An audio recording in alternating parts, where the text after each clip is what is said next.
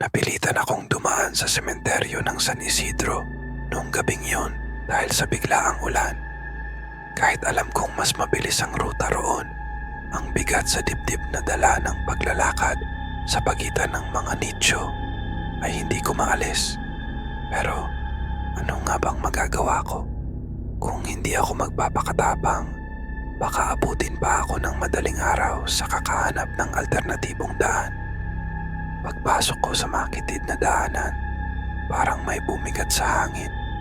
Hindi ito yung ordinaryong lamig ng ulan. May halong kakaibang panlalamig na parang dumidikit sa balat. Ang dilim ay mas matindi kaysa sa inaasahan ko, kahit pa may kaunting liwanag na nagmumula sa malayong poste ng ilaw. Sa bawat hakbang, naririnig ko ang tunog ng putik na kumakapit sa mga tsinelas ko. Ang amoy ng basang lupa at nabubulok na dahon ay unti-unting pumupuno sa ilong ko. Bahala na, bulong ko sa sarili habang pinilit kong huwag magmadali. Mga ilang hakbang pa lang ang layo ko mula sa gitna ng sementeryo nang makarinig ako ng mahina at parang pabulong na boses. Tumigil ako at nagmasid sa paligid, ngunit puro nicho lang ang nakita ko. Wala naman akong kasama. Imposible, sabi ko, pilit na kinukumbinsi ang sarili. Ngunit nang magpatuloy ako, naramdaman ko ang biglaang pagbabago ng simoy ng hangin. Ang mga damo sa paligid ko ay gumalaw kahit wala namang hangin na dumadaan.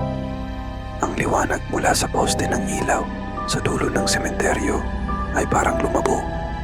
May tao ba rito? Tanong ko, pero ang tinig ko ay nag-echo lang.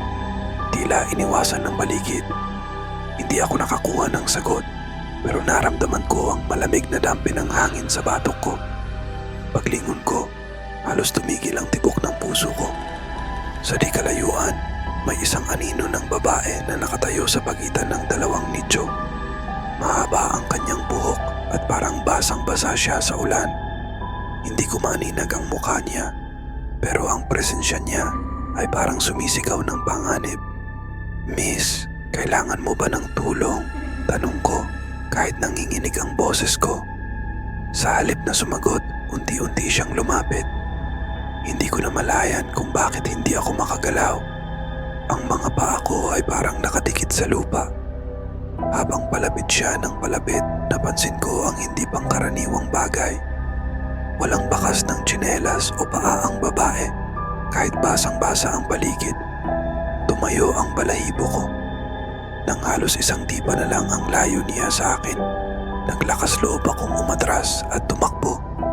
Hindi ko na inintindi kung madulas ang daan o maputik ang sapatos ko. Basta't tumakbo lang ako ng tumakbo. Ang panalangin ay nagmumula na lang sa bawat hininga ko. Nang marating ko ang dulo ng sementeryo at makalabas sa kalye, saka ko lang napansin na ang ulan ay tumigil na. Paglingon ko sa sementeryo, wala na ang babae. Pero sa tabi ng gate, may nakita akong nakaukit sa isang lumang lapida. Maria L. Gomez, 1920 to 1950. Hindi kailanman iniwan ang sementeryo ng San Isidro. Napaupo ako sa gilid ng daan, hingal na hingal.